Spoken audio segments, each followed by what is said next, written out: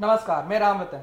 जैसा कि मेरा प्रयास रहता है कि मैं विंध्य के उन कलाकारों को आप तक लाता हूं कि जो कि विंध्य में अच्छा काम कर रहे हैं, और इसी क्षेत्र में और इसी कड़ी में आज हमारे बीच में है आस्था सिंह धवन जी, जो कि संजय गांधी हॉस्पिटल में इंटर्न डॉक्टर हैं, और साथ साथ में इन्होंने विरासत में एक्टिंग पाई है, जो कि इनके पिताजी श्री हरीश धवन और इनकी माता श्री डॉक्टर दिव्या धवन जी हैं। 2.5 साल की थी तब से ये एक्टिंग कर रही हैं, और आइए जानते हैं उनके बारे में। नमस्कार नमस्कार। आस्था जी, जैसे कि हमें पता चला कि आप 2.5 साल से ही एक्टिंग करना स्टार्ट कर दिया था, जी। तो आप बताएंगे कि आपकी शुरुआत कैसे हुई थी? मेरे माता पिता जिस बैकग्राउंड से आ रहे हैं, मेरी मम्मा एपीएस यूनिवर्सिटी में गवर्नमेंट जॉब करती हैं, पापा बेसिकली एडवोकेट हैं, लेकिन दोनों का मिलन ही ऐसे हुआ था कि एक कॉमन थिएट्रिकल ग्रुप में उन्होंने काम करना शुरू किया और वहाँ से एक दूसरे से जान पहचान हुई। किस्मत इतनी अच्छी थी कि बचपन से छोटे से जैसे स्कूल से लौट के आती थी तो कभी किसी प्ले की रिहर्सल्स चल रही है, यूथ फेस्टिवल में यूनिवर्सिटी की टीम्स आ रही हैं तो वो रिक्वेस्टफुली आ रही हैं पापा के थ्रू काम करने के लिए, और बचपन से देखना सीखना, तो जैसे माँ बाप के साथ हिंदी बोलना सीख जाते हैं वैसे डायलॉग बोलना और स्क्रिप्टिंग और सारी चीज़ें सीखते रहे। किस्मत थी, सरस्वती का आशीर्वाद था। जैसे आम लोग होते हैं तो वो चाहते हैं कि उनकी बेटी अच्छा डॉक्टर बने, तो सिर्फ उसी फील्ड में रहे, लेकिन आपके साथ उल्टा केस था। आपके पिता ने आपको बहुत सहयोग दिया कि नहीं, आप थिएटर लाइन में आओ। जी तो बिल्कुल। उसके पीछे क्या राज था? मेरे पिताजी रीवा के, तो एटलीस्ट जिनको मैं जानती हूँ, बहुत कम ऐसे रंग कर्मियों में से हैं जिन्होंने अपने बच्चों को इस फील्ड में उतारा है। पापा का हमेशा से ये था कि सिर्फ पढ़ लिख लेना, बन जाना ठीक है, आपकी पर्सनालिटी डेवलपमेंट बहुत ज़रूरी है, और थिएटर एक ऐसी चीज़ है जो आपको पर काया प्रवेश सिखाता है। एक मतलब एज अ डॉक्टर भी ये चीज़ पापा से मम्मी से हमेशा से सीखने को मिली कि आपको किसी के सामने प्रस्तुत होने में, आपकी अपनी एक पर्सनालिटी होने में, एक इंडिविजुअलिटी होने में थिएटर का बहुत बड़ा रोल होता है। तो बस ऐसे ही को करिकुलर या मैं कहूँ कि पर्सनालिटी डेवलपमेंट के ही एक उद्देश्य से सिंगिंग, डांसिंग, एक्टिंग, या इधर कहूँ तो लेखन या पोएट्री और इन सब चीज़ों में काफ़ी विशेष आपकी रुचि रही पर्सनैलिटी है। काफ़ी डेवलप हुई। कोशिश कर रही और हूँ। हाँ, दर्शकों को ये भी बताना चाहेंगे कि Aastha ji Indian medical association MP medical student network में मैं जोनल प्रेसिडेंट जोनल हूँ। प्रेसिडेंट है, तो थिएटर से कहते हैं कि क्या होता है, तो इनको इसका फर्क पड़ा और पर्सनैलिटी डेवलप होती है। बिल्कुल। अच्छा, मैं ये जानना चाहूँगा, क्या होता है कई बार थिएटर करता है आदमी तो उसका मन डाइवर्ट हो जाता है, फिर उसका पढ़ाई में मन नहीं लगता है, तो आपके साथ कभी ऐसा हुआ कि आपने पढ़ाई छोड़ दी हो कि मेरे को बस थिएटर ही करना है? नहीं, मेरे साथ तो कभी नहीं हुआ। ऑनेस्टली पढ़ाई जब मेरी ऐसे हुई, क्योंकि मैंने नीट यूजी निकाला था, और इंडिया के कॉम्पिटिटिव एग्जाम में one of the most difficult exams में आता है ये, चाहे तो यूपीएससी हो जाए या नीट हो जाए। तो दे हैव बिन टाइम्स कि आपको बहुत मतलब सामाजिक तौर पे बहुत तरह की परेशानियों से निकलने, मतलब ज़रूरी हो जाता है उस यातना से निकलना। ऐसे टाइम पे थिएटर एक ऐसी शक्ति होता है, क्योंकि हम इतने तरह के कैरेक्टर्स और इतनी तरह के पीड़ा को समझते हैं, जानते हैं कि अपनी खुद की पीड़ा बहुत छोटी लगती है। मुझे लगता है आपका अपनी कोई भी आपका काम करते हो, आप मजदूर से लेके आप एक लीडर हो, आप एक पॉलिटिशियन हो, अगर आप कला समझते हो तो आप बेहतर इंसान बन के निकलोगे। तो ये थिएटर जब आप कर रहे थे, आपने इतना साल थिएटर किया, अब आप मेडिकल में उसको करते हैं, यूज़ करते हैं, मतलब उसको इम्प्लीमेंट करते हैं, तो आपको लगा कि थिएटर के कारण इसमें मेरे को मेडिकल की लाइन में और फ़ायदा हुआ? मुझे पर्सनली बहुत फ़ायदा हुआ। मुझे फर्स्ट ईयर की अपनी क्लासेस याद हैं कि एनआर्ट में हम लोग को ऐसे फर्स्ट ईयर के 17-18 साल के बच्चे 12th पास करके एग्ज़ाम निकाल के हम जाते हैं, और ऐसे 15 शव होते हैं एक लाइन से, और उनको खड़ा कर दिया जाता है हमें कि अब इसको पढ़ना है, इसको काटना है, चीरना है।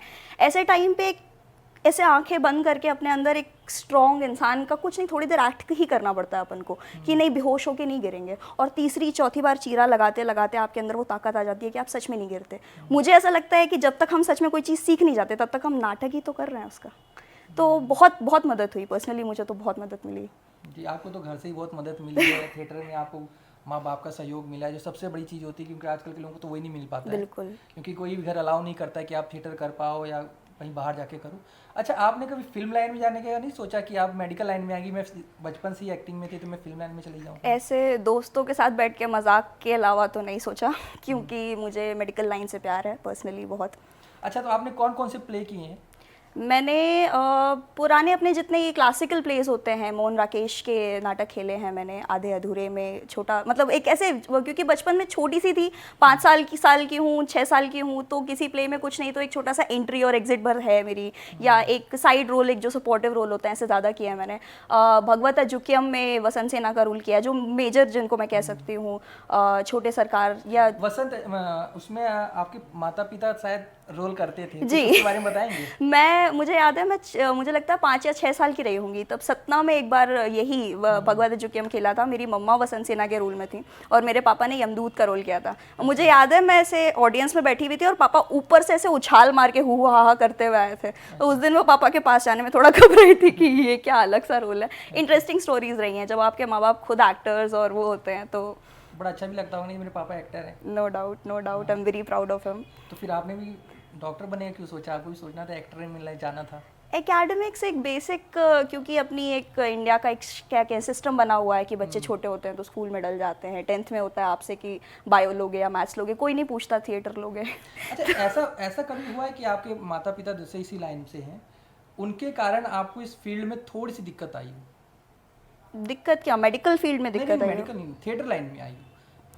नहीं, मुझे तो कोई दिक्कत नहीं आई, इसलिए भी क्योंकि मुझे बहुत प्रोफेशनल लेवल पे जाने का मेरा एम्बिशन था नहीं, टू बी ऑनेस्ट, कि मुझे एक्चुअली मैं ये पूछना चाह रहा हूँ, इससे क्या होता है ना, सेल्फ रिस्पेक्ट की बात होती है। क्या होता है, कई बार हमको इजी स्टेप मिल जाते हैं तो ऐसा नहीं लगता कि यार मेरे को बहुत इजी स्टेप मिल गया, थोड़ा और स्ट्रगल होता तब अच्छा था? मेरे पिताजी का नेचर ऐसा रहा है कि अगर पूरी टीम में सबसे डिफिकल्ट किसी के लिए रहा है तो वो मेरे लिए होता था। क्योंकि पापा कोई तुम्हारे साथ, तुम तो बचपन से सीख रही हो। जैसे कॉलेज में जब पहली बार आके मैंने प्ले किया तो ये हुआ कि मैं चाह रही थी, शाम शाह रीवा में मेरा एडमिशन हुआ जो मेरा अपना घर है।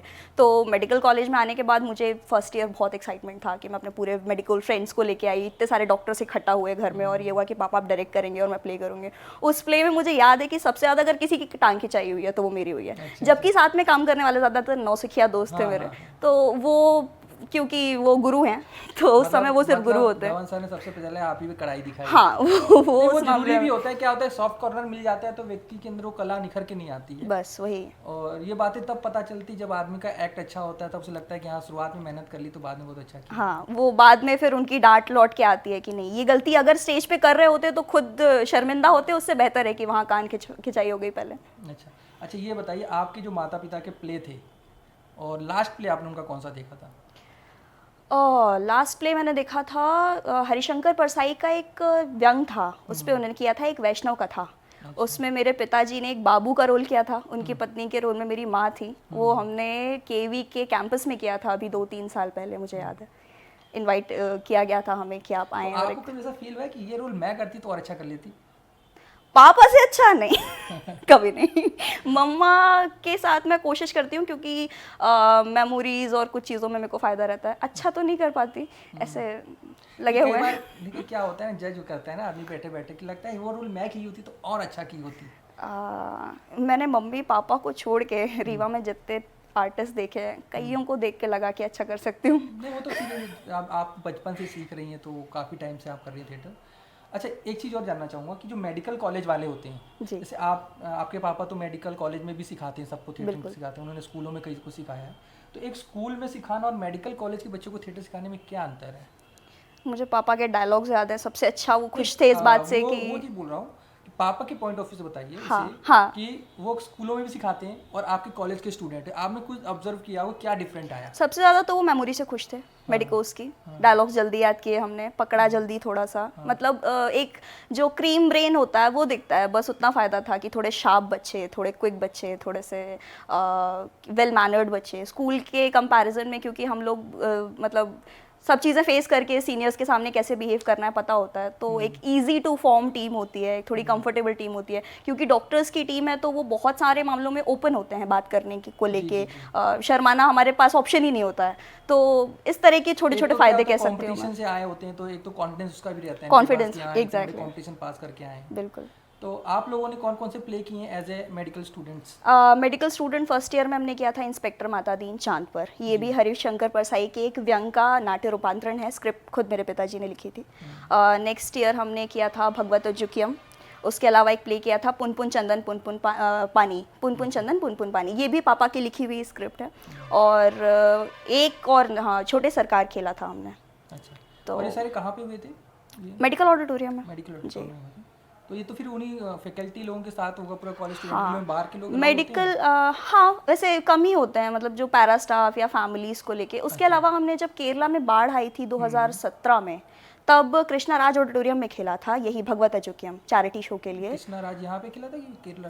रीवा कृष्णा राज ऑडिटोरियम रीवा में। हाँ मतलब ये आपका बाहर का हाँ, पहला है। उसके जो भी हमने फंड्स इकट्ठा किए थे वो केरला हमने बाढ़ के पीड़ितों के लिए भेजे थे चैरिटी में। तो वो मेडिकल कॉलेज में मेडिकल अंदर होते हुए स्टूडेंट्स के साथ एक प्ले है जो मैंने बाहर खेला है।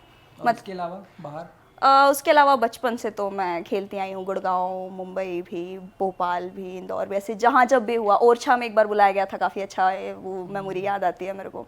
ओरछा में हमें महापंडित केशव के एक फेस्ट के लिए पूरा जो उनका होता है उसमें प्ले करने के लिए बुलाया गया था और पापा ने राजा इंद्रजीत का रोल किया था। तो मेरे को याद है अगले दिन हम पूरे मार्केट में निकले, मैं 8th या 9th स्टैंडर्ड में थी, तो वहाँ पे कोई हमसे पैसे लेने को तैयार नहीं था कि महाराजा साहब आपसे कैसे। वो इतना खुश और इतना हिले हुए थे उनकी इस परफॉर्मेंस से। तो ऐसी बहुत किया है काम। अच्छा ये बताइए, जैसे कि आप लोग पेशेंट को देखते हैं तो कभी कभी ऐसा लगता है कि ये पेशेंट है, इसका कैरेक्टर बहुत अच्छा है, इसको मेरे को अपने प्ले में भी रखना चाहिए? हाँ, मेरे साथ कई बार ऐसा हुआ कि जैसे सीनियर्स बैठे होते हैं और एकदम से किसी ने आके अपनी कहानी सुनाई, मतलब बहुत इंटरेस्टिंग केसेस आते हैं, कैसे एक्सीडेंट करवा लिया या किसी ने जहर खा के आया और उसकी माँ कैसे डायलॉग दे रही है। तो हम अक्सर जैसे मेरे फ्रेंड्स हैं जो पापा के साथ काम कर चुके हैं, तो हम बात करते हैं कि ये इसका तो सीन बनाना बनता है, ये तो किसी नाटक में जाएगा, इसकी स्टोरी लिखनी पड़ेगी, जाके पापा को बताएंगे तो वो नाटक लिख देंगे शायद। बहुत मिलता है। तो इसका मतलब है कि थिएटर के लाइन, आपकी लाइन में आने से आपकी जो मेडिकल लाइन और इंटरेस्टिंग हो गई? काफ़ी इंटरेस्टिंग हो गई, नो डाउट। नहीं तो फिर वही खून खराबा देखते रहते थे शायद काट पीट, थोड़ी है ना? सी हाँ उसमें और, एक और ये भी बता दें, सर्जन बनने का इनका है पूरा, तो ये ऑपरेशन से ज़्यादा मैम देखती हैं। हाँ। अच्छा, और ये बताइए कि अब आगे आपका क्या भविष्य में क्या है प्लान आपका थिएटर से रिलेटेड? वैसे तो आप डॉक्टर बनेंगी, सर्जन बनेंगी जी, कार्डियो वाली? ऑनेस्टली ऐसे कोई प्लान नहीं किया है मैंने पर्टिकुलर कि आगे जाके क्या। हाँ, पर ये है कि जब जहाँ मौका मिलता है मैं काम करती रहती हूँ। किस्मत अच्छी है कि MPSD से के भी कुछ लोगों से जुड़े हुए हैं, बाहर निकलते हैं तो लोग मिलते रहते हैं, तो प्रस्तुत हैं हम। तो उपासक कहती हूँ मैं अपना आपको, यहाँ पे अपन काम करने, प्रोफेशनल बनने नहीं आया है। मुझे प्रेम है इस फील्ड से, तो जब जहाँ मौका मिलता है मैं बस। अच्छा, कोई आपको अगर अपने कास्ट करना चाहे फिल्म में तो आप काम करेंगे उनके साथ? हाँ, अनलेस एंड अनटिल मुझे अपनी फील्ड छोड़ के 3 साल नहीं निकलना पड़े कहीं आउटसाइड, मतलब वो टाइम पे डिपेंड करेगा। टाइम थोड़ा सा बस देना पड़ता है। हाँ, तो वो टाइम मैनेजमेंट के अलावा तो हम। एक चीज़ तो मैं बताना ही भूल गया कि आस्था जी पोइट्री भी करती हैं, तो उनके पिताजी भी पोइट्री हैं और लेखक हैं, तो जानते हैं उनके बारे में कि आप किस टाइप की पोइट्री करती हैं? मैंने बहुत सारे विषयों पे लिखा है। पोइट्री मैं ऐसे ही करती हूँ कि शाम को जब अपन डायरी लेके बैठते हैं कुछ लिखने के लिए, तो कई बार उसको पद्य के फॉर्मेट में लिख दिया, रिदमिक लिख दिया, क्योंकि मम्मा मेरी पोएट्री लिखती है बेसिकली। अच्छा, पापा, हाँ जी, पापा नाट्य लेखन में हैं और वो भी गीत और ऐसे कभी नाटक के बीच में ज़रूरत पड़ी तो बिल्कुल लिखते हैं, लेकिन मम्मा की बचपन से एक हैबिट रही है पोएट्री। अच्छा, पोएट्री की मम्मी से जी। मेरी नानी की 2 किताबें पब्लिश हो चुकी हैं। मेरी नानी पोएट्री लिखती थी। फिर मेरी नानी की एक निदान नाम की है और एक ओशो पे समर्पित उन्होंने एक और कविताओं की एक बुक लिखी थी। और मम्मी की? मम्मी ने पब्लिश नहीं करवाई, उनके सारे ऐसे मतलब अनपब्लिश उनकी डायरियाँ भरी रखी है जो मैंने बचपन से बहुत बार पढ़ पढ़ के रट डाली है।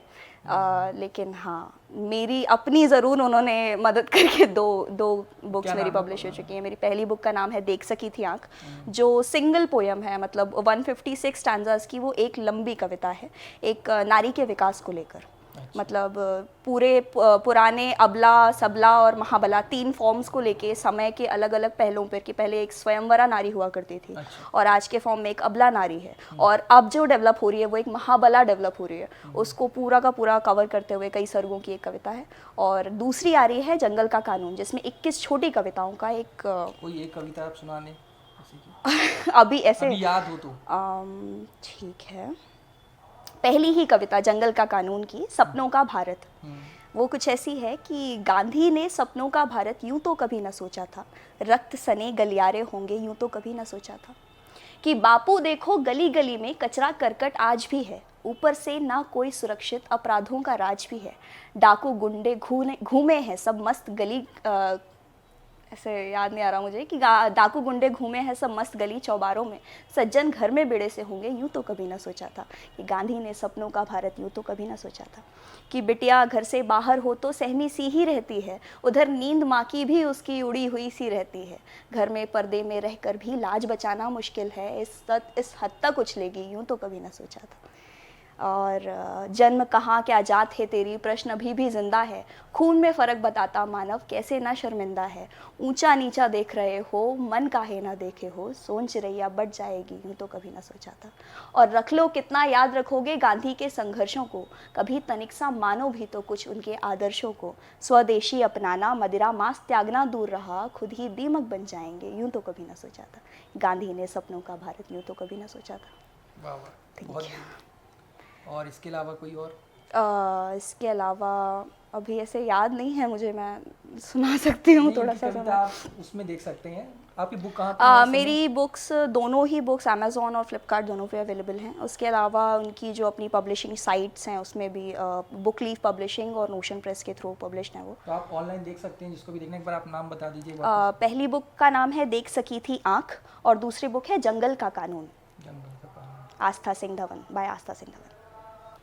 देर तो आप सब देख रहे हैं, आस्था जी को अगर कोई फिल्म में कास्ट भी करना चाहें तो काफ़ी अच्छी एक्टर है, और आपने कॉन्फिडेंस देख ही लिया बोलने का। और आस्था जी, आपने बहुत कीमती समय दिया, इसके लिए बहुत बहुत धन्यवाद। बहुत धन्यवाद, नमस्कार।